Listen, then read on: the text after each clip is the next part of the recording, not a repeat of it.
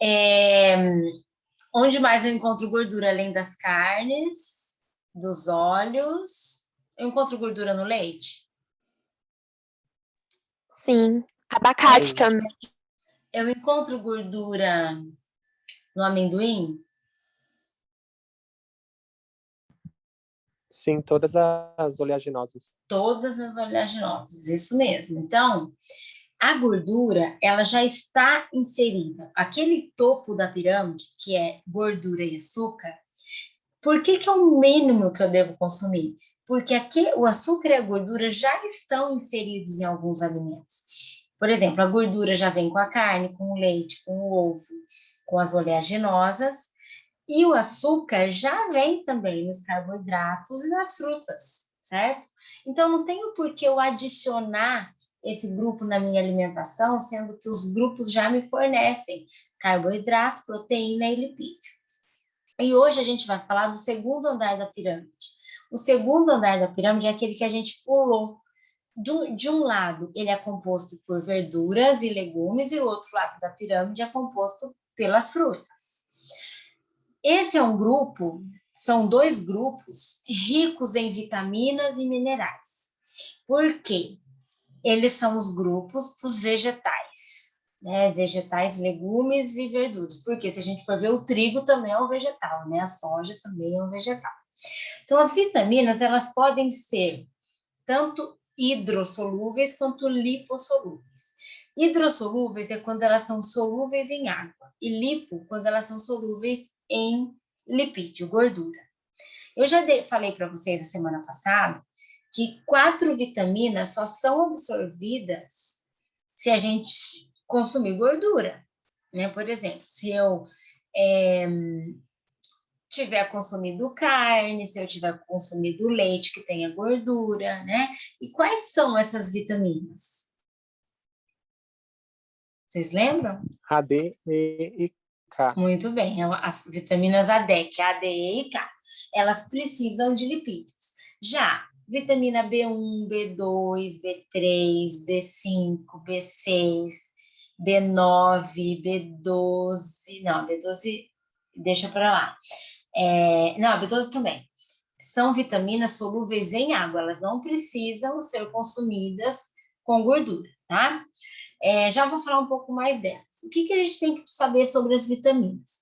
Ó, para eu produzir energia, qual é o principal nutriente? Carboidrato. E o outro nutriente, que também me ajuda a produzir energia? Proteína.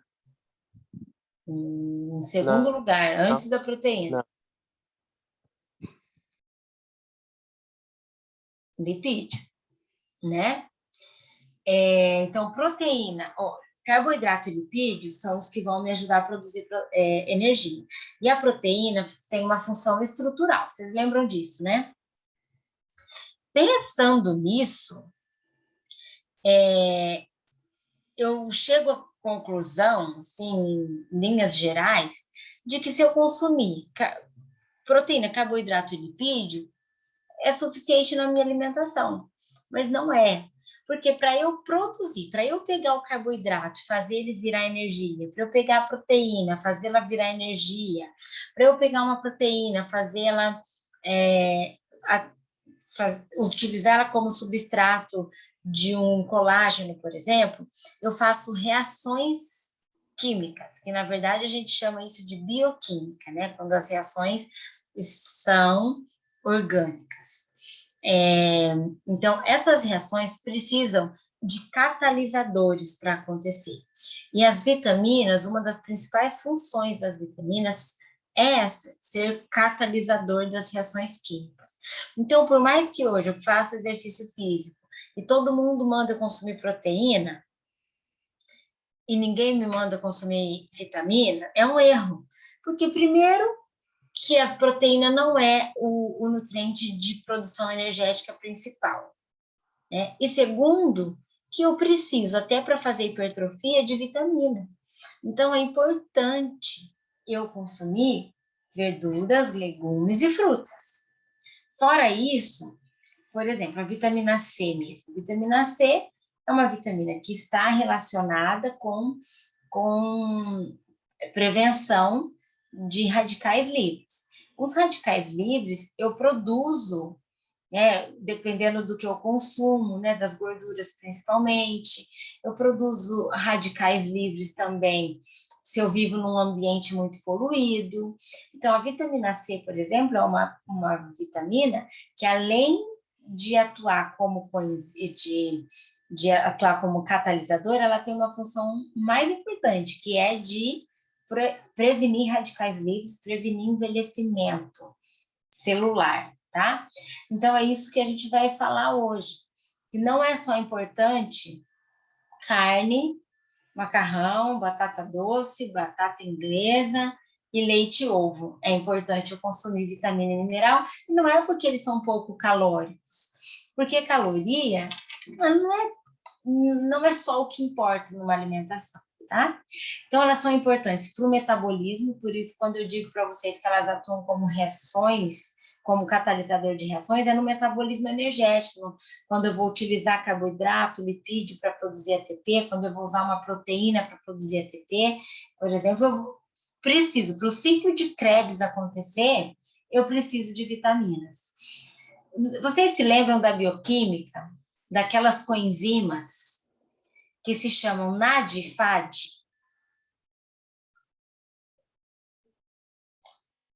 Vocês se lembram? Sim, sim, sim. Era uma chatice, né? Assim, para algumas pessoas estudar NAD, FAD. O que é NAD? O que é FAD? O NAD é uma coenzima que ajuda a produzir ATP e que, como o nome já diz, NAD, o N é de niacina, que é a vitamina B3. Então, assim, uma coenzima super relacionada à produção de ATP, super essencial numa atividade física intensa, é uma vitamina B3, né? E ninguém fica falando dela. Fala-se da vitamina C, mas da B3, quem que fala? FAD. O FAD é uma coenzima oriundo da riboflavina, que é a B2. Também ninguém fala dela, todo mundo fala da B3, da vitamina C, mas a coitada da B2 e da B3 estão sempre deixadas de lado. Mas é isso que a gente tem que pensar. Até as vitaminas importam, e mesmo elas não sendo a vitamina C, nem não sendo a vitamina D, não sendo a vitamina A, e não sendo a vitamina E. Hoje a vitamina D está com tudo, ela está tipo a rainha do deserto, né? Porque agora na era Covid, a vitamina D ela ganhou mais um lugar ao céu, né? Embora a gente não tenha ainda uma recomendação estabelecida de vitamina D para a prevenção de Covid, e a gente também não tem ainda estabelecido qual seria uma dosagem de vitamina C adequada para essa doença. Hoje o que a gente sabe é que a gente tem que estar com a vitamina D entre 20 e 60, né? Mas será que para o Covid estar com vitamina D 30, 40 é suficiente? Não tem ainda estudos que nos mostram isso daí. Elas não têm calorias também. Por exemplo, carboidrato tem caloria, lipídio tem caloria e proteína tem caloria, mas vitamina não tem caloria. Tem gente que fala assim, não vou tomar suplementos de vitamina não, nem vitamina porque engorda. Ela não tem capacidade de nos engordar, porque ela não tem caloria. E elas também são pouco armazenadas. Ou, vou falar, dar um exemplo. A vitamina A, D e K, são as vitaminas ADEC, elas são armazenadas. Mas as vitaminas hidrossolúveis, que são B1, B2, B3, vitamina C, elas não são armazenadas. O que eu quero dizer com isso? O que eu consumir a mais, eu vou excretar pela urina. Então, não é assim igual o ferro, que é um mineral, que se hoje eu consumir fígado, carne vermelha, feijão, beterraba, espinafre, eu vou armazenar. Então, eu vou armazenar no fígado e amanhã, se eu não comer ferro, até não vai ser tanto problema, porque hoje eu comi além até do que eu devia. A vitamina C e essas hidrossolúveis, tem problema eu não comer amanhã, porque o excesso não faz ela ficar armazenada para amanhã. O excesso faz eu eliminar na urina. tá? Então, são vitaminas pouco armazenadas, não se esqueçam disso. Então, as vitaminas do complexo B, todas são hidrossolúveis, e a vitamina C. As vitaminas do complexo B, elas são principalmente utilizadas para o metabolismo de energia, ou seja, para produzir ATP, e muito, então, eu utilizo na atividade física. A vitamina C, a mesma coisa, porém, ela é muito mais atuante como antioxidantes, ou seja, o fumante precisa de mais vitamina C.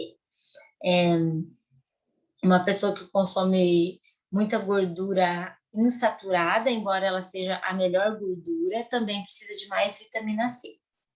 Já as vitaminas do complexo B, o primeiro exemplo é a B1, e assim vocês vão lembrar, B1, B2, B3, aí a gente não tem a B4, aí vai para B5, B6, aí B9 e B12.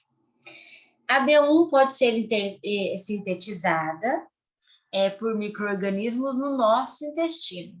Então, é uma vitamina que a gente mesmo consegue produzir. Mas a deficiência está diretamente relacionada ao metabolismo cerebral de carboidratos. Então, a sua deficiência pode alterar em concentração, em mau humor, em aprendizado, certo? Então, é uma vitamina que, embora a gente não ouve falar, ela é muito importante. E as fontes dela são carnes magras, vísceras, gema de ovo e grãos integrais. A deficiência causa o beriberi, que é uma doença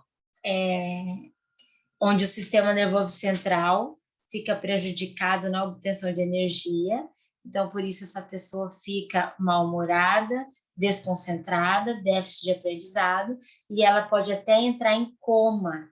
A gente chama isso de encefalopatia, por conta de uma deficiência de uma vitamina, né, que é a B1. A gente também encontra essa deficiência em pacientes que bebem. O alcoolista crônico, ele tende a ter deficiência de vitamina B1, certo? A riboflavina, que é a B2, já falei uma função dela, que é aquela é o FAD, né, para produzir energia. Ela forma as células vermelhas também. Ela ajuda a fazer a proteína virar glicose, na falta da glicose. Ela regula enzimas da tireoide e ela ativa a vitamina B6, que é o NAD. Tá? O FAD vem da B2 e o NAD vem da B6. Então, a B6 é dependente da B2. Então, a niacina é dependente... A niacina não. A molécula de NAD é dependente da molécula de FAD, tá? Então, eu preciso consumir a B2 também. Fora isso, ela transporta hidrogênio do sistema mitocondrial de transporte de elétrons. O que eu quero dizer com isso? Ela é importante para a respiração celular, então ela é importante para produzir ATP, assim como a B1. Só que a B1 é uma produção de ATP por células cerebrais, principalmente. Por isso que a deficiência dela, ela causa problemas no sistema nervoso central. Fontes, leite, derivados e vísceras. A deficiência da queilose. Quem que sabe o que é queilose? Sabe, Gabriel? Qualquer um.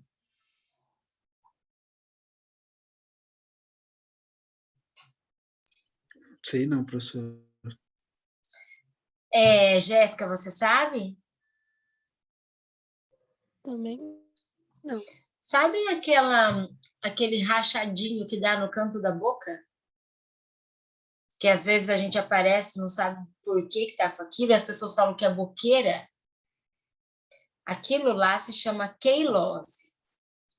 Pode ser uma deficiência dessa vitamina aí, tá? Alguém sabe o que é estomatite?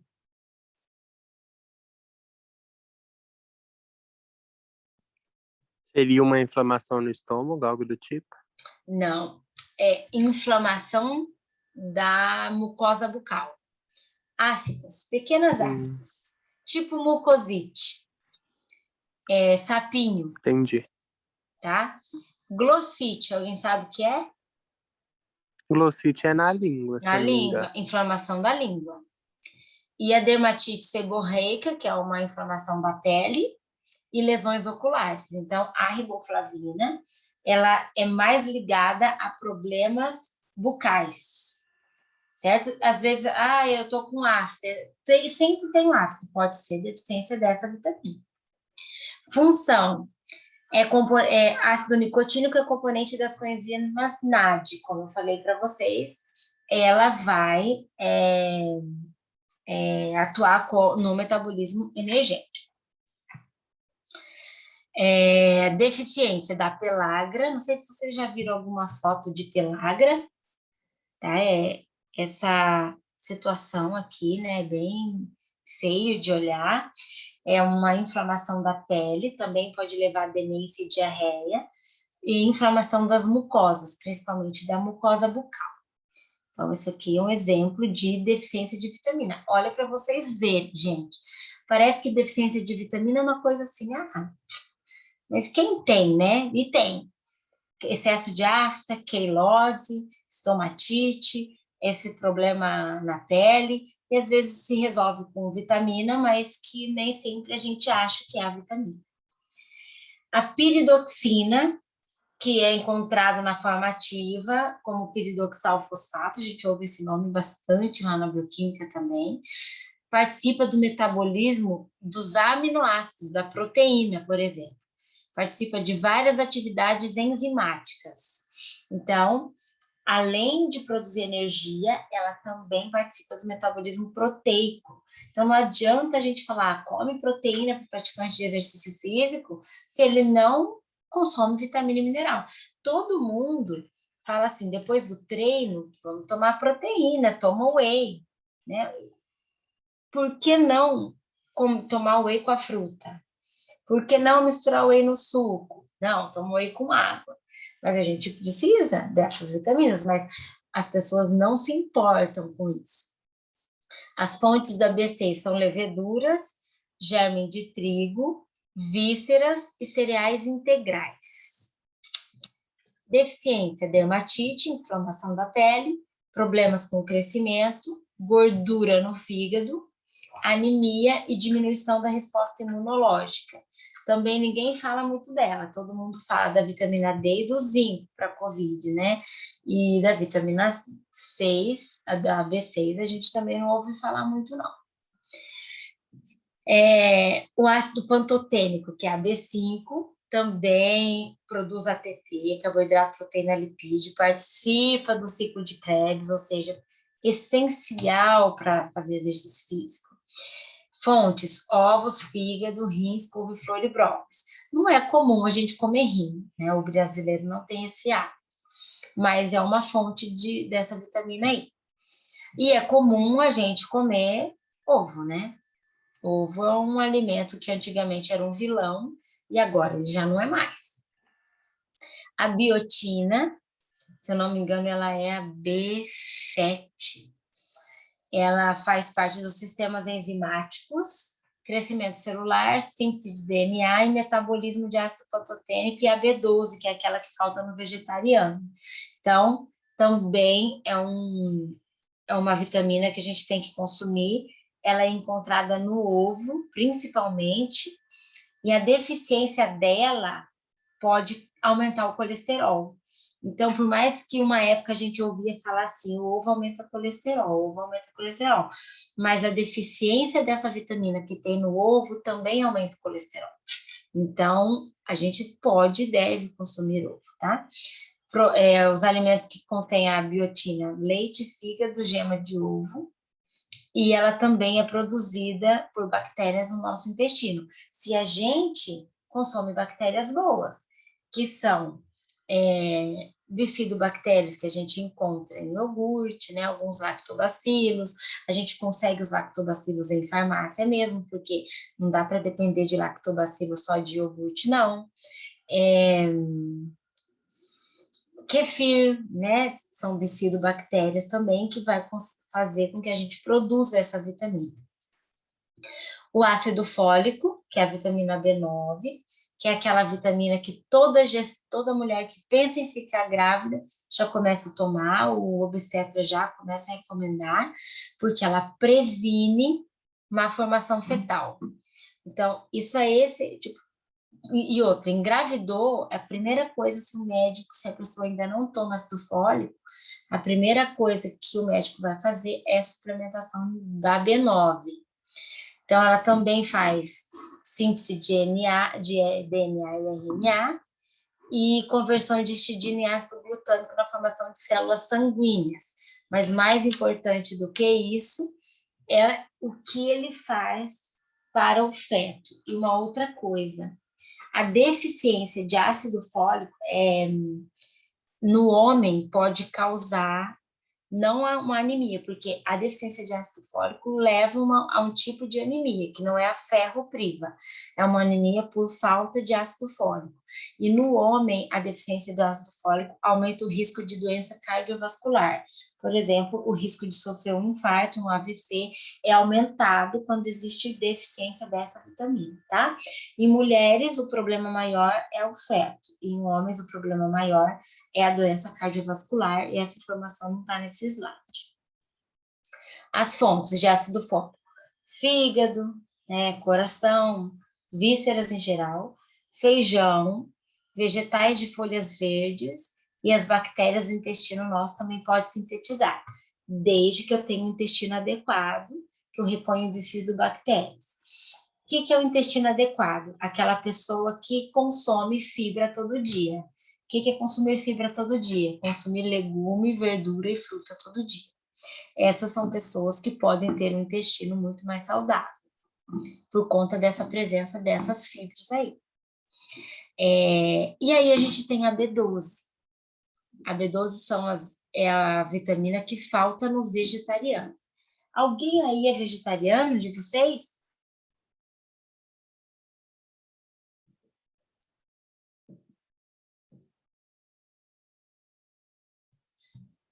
Jéssica? Ou não. Giovana? Não, professor. Gabriéis? Vinícius? Sou não. Todo mundo Também não, onívoro aqui, né? Então, aqui, mas vocês Carne. conhecem alguém vegetariano, né?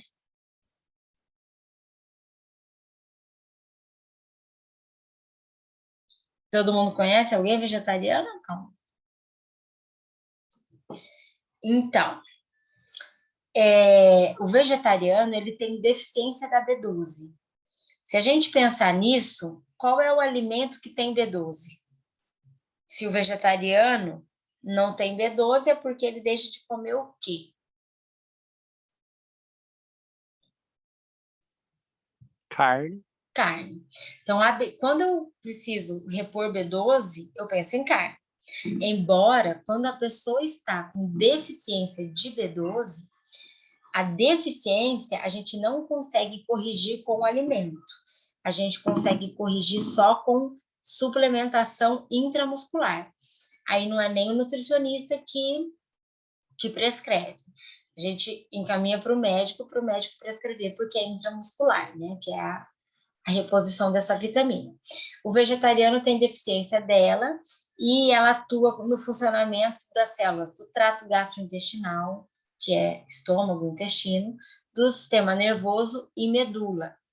Fora isso, ela também participa de células vermelhas, da formação das células vermelhas, da bainha de mielina e metabolismo de ácido fólico. Resumindo, no frigir dos ovos, a B12 também previne uma outra forma de anemia, certo?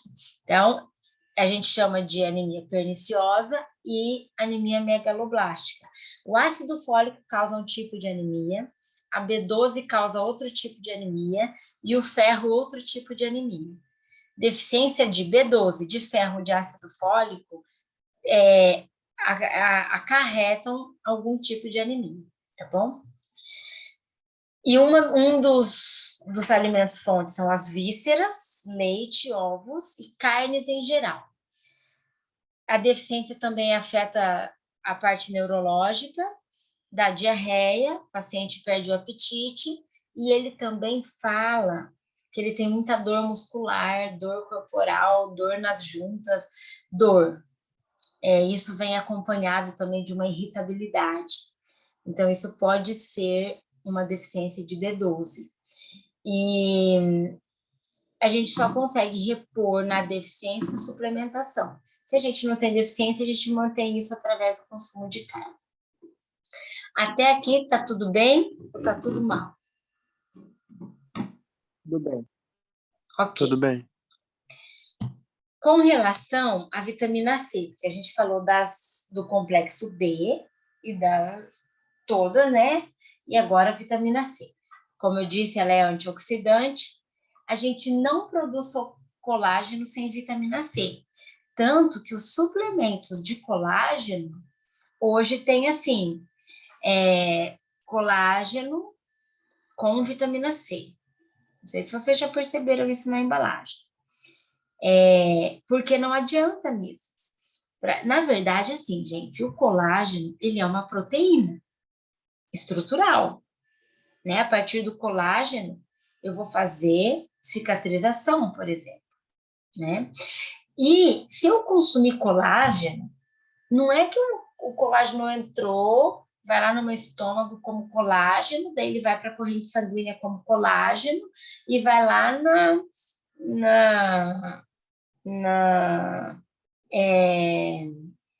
vai lá no músculo, ou como é que é o nome, gente? Eu esqueci, vocês sabem mais do que eu. Não é nas juntas, não lembro agora. Ele não vai, eu não vou comer Articulação. nas articulações. Ele não vai lá na minha articulação, tipo assim, eu não vou comer um colágeno, ele vai ser colágeno na boca, no estômago, no intestino, na corrente sanguínea, na articulação. Eu como um colágeno e ele não é colágeno lá dentro de mim. Porque como ele é uma proteína, ele vai ser quebrado em aminoácidos. E aí, a partir dos aminoácidos que o colágeno me fornece, é que eu vou fazer produção de colágeno, produção de imunidade, células imunológicas, produção de uma estrutura de pele, de cabelo e de unha, por exemplo. Então, a partir